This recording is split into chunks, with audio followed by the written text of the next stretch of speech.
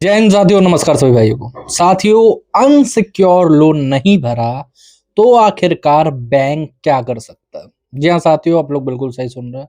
बहुत सारे हमारे भाई हैं जिनका सवाल आता रहता है कि सर मेरे ऊपर एनबीएफसीज के लोन चल रहे हैं, मेरे ऊपर बैंक के लोन चल रहे हैं। अभी तक मैं कुछ सालों से लोन भरता हुआ आ रहा था, बट 5 लाख का लोन लिया था, उसको भरने के चक्कर में धीरे धीरे करके 50 लाख रुपए का लोन अब मेरे ऊपर हो चुका है। और अब मेरी ऐसी स्थिति नहीं है कि मैं आगे चल के लोन भर पाऊँ या फिर उसकी कोई किस्त पे कर पाऊँ। तो ये बैंक वाले आखिरकार क्या कर सकते हैं? किसी प्रकार का कोई केस कर सकते हैं? क्या ये कोर्ट में जा सकते हैं पैसे के लिए? क्या ये पुलिस का कुछ मतलब पुलिस कुछ कर सकती है इसके अंदर? ऐसे बहुत सारे हमारे भाइयों के सवाल हैं। आज का जो वीडियो है वो स्पेशली नए जो हमारे व्यूअर्स रहते हैं उनके लिए है, ठीक है? जिनके काफ़ी सारे सवाल रहते हैं तो उन सारे सवालों का जवाब देंगे, ठीक है? जो पुराने व्यूअर्स हैं वो भी इस वीडियो को देखो क्योंकि आपको भी एक तरीके से रिवीजन हो जाएगा आपका। वैसे तो मैं ये सारी चीज़ें बता चुका हूँ पहले के वीडियोज़ में, बट ये है कि जो नए व्यूअर्स आते हैं उनको पता होनी चाहिए सारी चीज़ें, ठीक है? तो आज पूरा का पूरा जो वीडियो होने वाला है वो सारा अनसिक्योर लोन्स के बारे में होने वाला है, ठीक है? तो साथियों, वीडियो शुरू करने से पहले मैं चाहूँगा कि आप लोग इस चैनल को सब्सक्राइब कर लीजिए और बेल आइकन दबा दीजिए, ठीक है? और अगर आपका लोन से रिलेटेड कोई भी मैटर है, कोई दिक्कत चल रही है, परेशानी चल रही है, कोई प्रॉब्लम चल रही है, तो ऊपर नंबर आ रहा है, व्हाट्सएप पर मैसेज कर सकते हो, ठीक है? व्हाट्सएप के माध्यम से जुड़ सकते हो हमसे। हमसे कॉल बुक करके बात कर सकते हो। अब आ जाते हैं मेन टॉपिक पे कि अनसिक्योर और सिक्योर लोन का मांजरा आखिरकार है क्या? बहुत सारे हमारे भाइयों को हो सकता है कि इसके बारे में भी पता ना हो कि अनसिक्योर और सिक्योर लोन में डिफरेंस क्या होता है, ठीक है? कि अनसिक्योर लोन का डिफ़ॉल्ट किया तो चलेगा, लेकिन सिक्योर लोन का डिफ़ॉल्ट किया तो नहीं चलेगा, ऐसा क्या है? तो देखो, लोन की कैटेगरी सिर्फ़ 2 प्रकार की है। कई सारे लोन्स होते हैं, जैसे पर्सनल लोन हो गया, क्रेडिट कार्ड हो गया, क्रेडिट कार्ड भी लोन ही होता है एक तरीके का, ठीक है? कोई सीसी लोन हो गया अनसिक्योर, या फिर किसी प्रकार का कोई अपना सीसी लिमिट हो गई, कोई एफडी के ऊपर लोन हो गया, ऐसे बहुत सारे लोन होते हैं, ठीक है? तो इन सारे लोन्स की सिर्फ़ 2 कैटेगरी है, एक है सिक्योर और एक है अनसिक्योर। अब सिक्योर लोन में वो सारे लोन आ जाते हैं जिनके अंदर आपने कोई गारंटी दे रखी हो। जैसे अगर आपका मॉर्गेज लोन है, तो आपने अपनी कोई प्रॉपर्टी मॉर्गेज रख रखी होगी, आपका घर, दुकान, मकान, ज़मीन जो भी हो, ठीक है? अगर आपका होम लोन है तो आपका हो जो घर है वो मॉर्गेज पे होगा एक तरीके से, ठीक है? अब जो सिक्योर लोन है उनके अंदर जो सबसे बड़ा लोन होता है वो होता है गोल्ड लोन। गोल्ड लोन अगर एक बार डिफ़ॉल्ट होता है, उसकी 3 ईएमआई बाउंस हो जाती हैं, तो उसके अंदर कोई भी समाधान नहीं होता है, ठीक है? आपकी जैसे ही 3 ईएमआई बाउंस होगी, एनपीए होगा, वो लोग आपका गोल्ड बेच देंगे, बात खत्म हो गई, ठीक है? कोई उन्हें कोर्ट की परमिशन लेने की ज़रूरत नहीं, कोई कुछ करने की ज़रूरत नहीं है। बाकी जो सिक्योर लोन रहते हैं, उनके अंदर तब भी थोड़ा बहुत कुछ हो सकता है, समाधान है, ठीक है? बट अब आ जाते हैं अनसिक्योर लोन पे। अनसिक्योर लोन वो लोन है, जिनमें आपने कोई गारंटी नहीं दे रखी, बस उन्होंने आपका सिविल देखा, आपकी सैलरी स्लिप देखी और आपको लोन दे दिया। जैसे सबसे बड़ा अनसिक्योर लोन होता है पर्सनल लोन, क्रेडिट कार्ड, ठीक है? क्रेडिट कार्ड को सबसे बड़ा अनसिक्योर लोन कह सकते हो क्योंकि क्रेडिट कार्ड में आपने कोई ईसीएस भी नहीं लगा रखा होता है, ठीक है? उसमें उन बैंक के पास कोई लीगल समाधान होता ही नहीं है कि वो आपसे पैसा ले सके लीगल तरीके से, समझे? अब अनसिक्योर लोन में एजुकेशनल लोन भी आता है जिनमें आपने कोई गारंटी ना दे रखी हो, और कई केसीसी के लोन होते हैं ना, किसान लोन, वो भी आता है जिनके अंदर कोई गारंटी ना दी हो, ठीक है?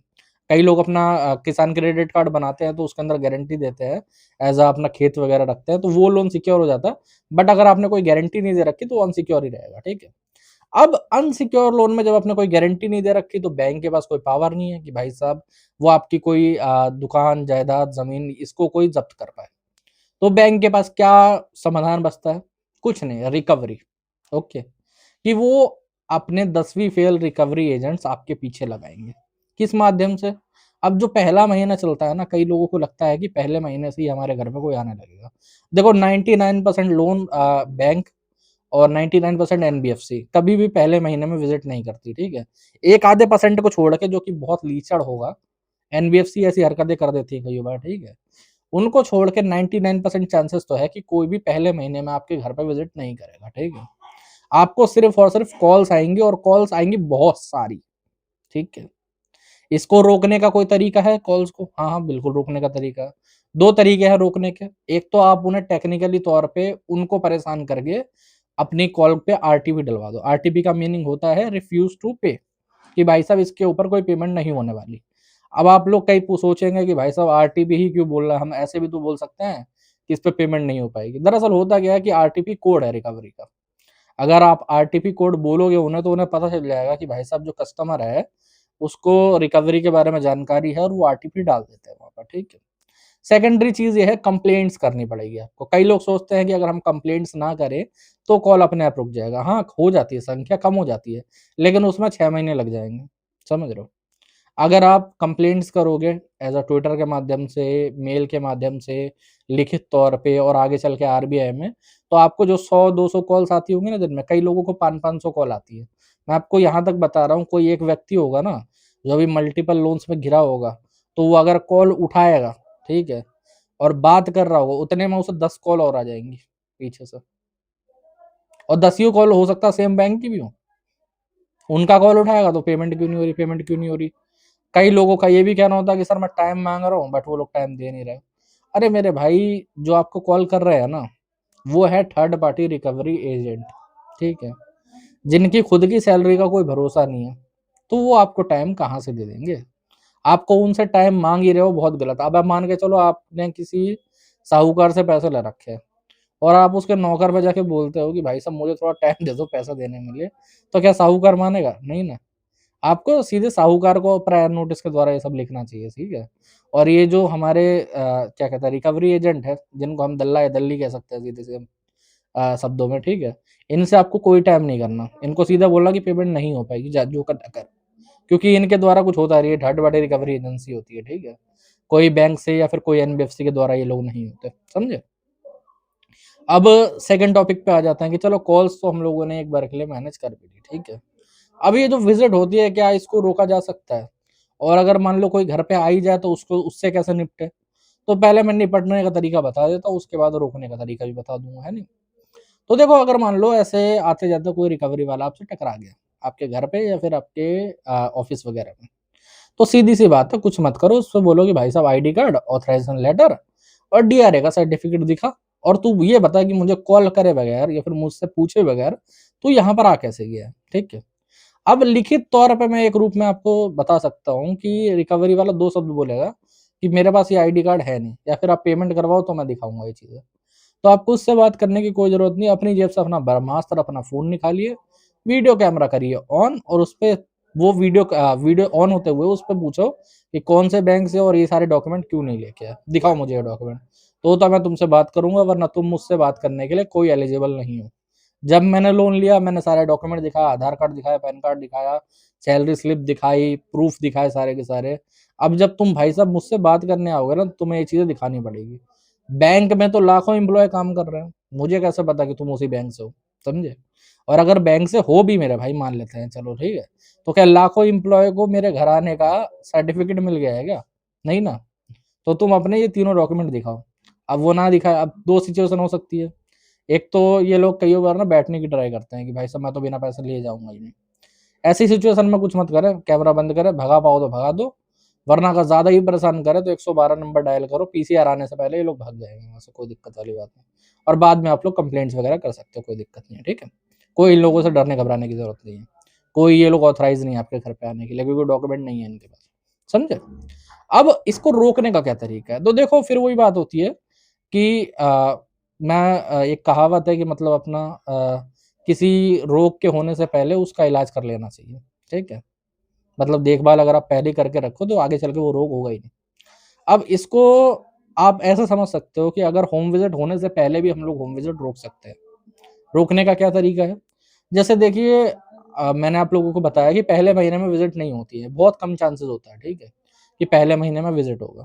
तो आप लोग सिंपली तौर में आरबीआई जो है, आरबीआई में अगर आप लोग कंप्लेंट्स करो बार बार, ठीक है, मल्टीपल टाइम्स, मतलब एक बार कंप्लेंट्स करी, वहां पर रिकॉर्डिंग वगैरह सबमिट करी, और वहां से फिर उन्होंने उस पर जुर्माना लगाया, और दोबारा 2-3 बार कर दो, तो आपकी होम विजिट पे वो लोग वहां से रोक लगा देते हैं। एक बार आरबीआई में अगर खाली कंप्लेंट भी कर दोगे ना, तो उस महीने की विजिट आपके घर पे नहीं होगी, समझे। और अगर सही आपकी कंप्लेंट मानी जाती है, आपने प्रूफ वगैरह सबमिट सही कर दिए, कॉल रिकॉर्डिंग के या वीडियो प्रूफ वगैरह, तो भाई साहब फिर आपकी होम विजिट 100% भी बंद हो जाएगी, ठीक है। अगर होम विजिट हो भी रही है तब भी ये तरीका प्रॉपरली वैलिड है, और होम विजिट नहीं भी हो रही है तो भी ये तरीका वैलिड है, आगे चल के होम विजिट नहीं होगी, ठीक है। आपको इसके बारे में और जानना समझना हो तो ऊपर नंबर आ रहा है, व्हाट्सएप पर मैसेज कर सकते हो, ठीक है। आज थोड़ा वीडियो ज़्यादा लंबा हो जाएगा, इसलिए थोड़ा ही समझाऊंगा तुम लोगों को, ठीक है। अब तीसरा जो डर है ना वो लीगल नोटिसेस का डर है। रिकवरी वाले अक्सर कहते हैं कि हमने लीगल नोटिस भेज दिया तो आपको पूरा पैसा देना पड़ेगा, ठीक है? या फिर एक बार केस लीगल में गया तो आपको पूरी ही पेमेंट करनी पड़ेगी, अभी एक ईएमआई कर दो, ये बच जाओगे इस चीज़ से। लीगल नोटिस क्या होता है? मैं आपको बता देना चाहता हूँ 90% जो लीगल नोटिस आजकल आते हैं ना, वो फेक होते हैं। खाली 10% लीगल नोटिस रियल होते हैं। कइयों बार यही लोग व्हाट्सएप पे फेक नोटिस भेज देते हैं बना के, 420 की धारा फलाना-ढिमकाना, हम इस एडवोकेट का नंबर दे रहे हैं आपको, इस थाने से बात कर रहा है, आपके खिलाफ एफआईआर हो गई। ये सब फेक है, कुछ नहीं है। अगर आपको बैंक के पहले तो नोटिस आया तो उसे चेक करो, ठीक है?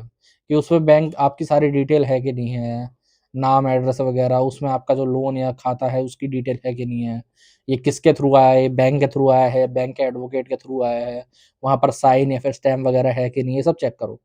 और फिर उसे चेक करो कि भाई साहब उस नोटिस का रिप्लाई देना ज़रूरी है भी कि नहीं है। 4-5 नोटिसेज़ है जिनका रिप्लाई देना ज़रूरी होता है, सेक्शन 25, चेक बाउंस और आर्बिट्रेशन और कोई फ़ॉर्जरी का नोटिस अगर आपको आया तो, जो 316, 318 की धारा होती है ना।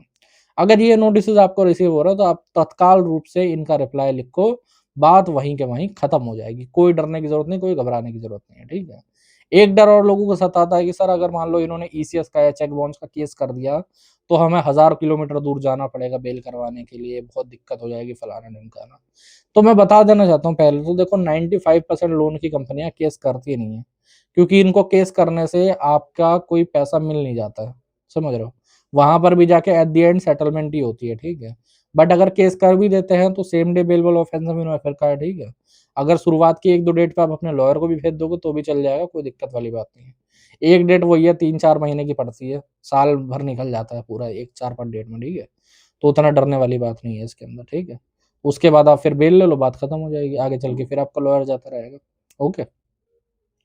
हाँ, एक डर और लोगों को सताता है कि सर कहीं ये लोग लोन का पैसा लेने के लिए केस कर दें, तो मेरे भाई वो केस ये लोग नहीं कर सकते, मैं बताता हूँ। रिकवरी का जो आप लोग बोल रहे हो, रिकवरी सूट फाइल कर देता है, तो वो बैंक इसीलिए नहीं करती है क्योंकि पहली बात तो देखो, अगर वो सूट फाइल करने जाएगी ना, तो बैंक को 20% पैसा कोर्ट में जमा करना पड़ेगा, ठीक है?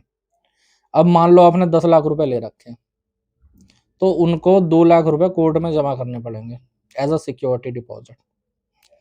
क्या उसके बाद वो लोगों को पैसा मिल जाएगा? नहीं, उसके बाद केस चलेगा और केस की कोई गारंटी नहीं, केस 3 साल भी चल सकता है और 30 साल भी चल सकता है। 30 साल बाद तो गारंटी भी नहीं है कि बैंक या फिर जो एनबीएफसी वो रहेगी, तो उनका पैसे की गारंटी है।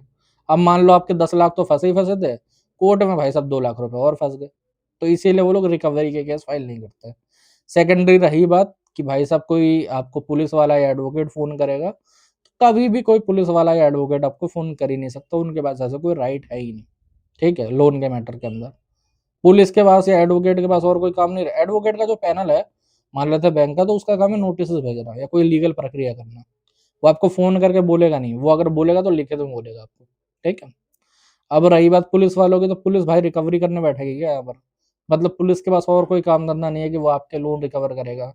पुलिस का काम है लॉ एंड ऑर्डर मेंटेन करना मेरे भाई, समझे? कि आपको कोई रिकवरी वाला मान लेते हो कुछ बोल के चला गया, तो आप उसकी कंप्लेंट कर सकते हो। ये नहीं है कि रिकवरी वाला जाके आपकी कंप्लेंट करेगा कि मेरा पैसा क्यों नहीं दे रहा। और कोई काम बचा नहीं है मतलब देश के पुलिस वालों को कि भाई साहब वो आपके पैसे निकलवाएँगे, समझ रहे हो? बैंक के, तो इसलिए डरने घबराने की ज़रूरत नहीं है। अनसिक्योर लोन अगर आपका है डिफ़ॉल्ट, कोई दिक्कत वाली बात नहीं है। हो सकता है कि आप लोग बहुत ज़्यादा फाइनेंशियल हार्डशिप से जूझ रहे होगे, काफ़ी ज़्यादा कर्ज़ा आपके ऊपर हो चुका हो मल्टीपल लोन्स का, तो उतना डरने घबराने की ज़रूरत नहीं है। आगे चल के इसकी सेटलमेंट आराम से 10 से 15% में हो जाती है। हाँ, बस आपको थोड़ा वेट करने की ज़रूरत है, ठीक है? और रिकवरी की कंप्लेंट्स बार-बार अगर आप करोगे तो आपको रिकवरी में भी कोई परेशानी नहीं होगी, ठीक है? तो साथियों आज के वीडियो में इतना ही। अगर वीडियो अच्छा लगा हो तो चैनल को सब्सक्राइब कर लेना। अगर और कोई दिक्कत, परेशानी, प्रॉब्लम लग रही है आपको, ठीक है? तो ऊपर नंबर आ रहा है, व्हाट्सएप पर मैसेज कर सकते हो, ठीक है? व्हाट्सएप के माध्यम से जुड़ सकते हो। जय हिंद सभी भाइयों।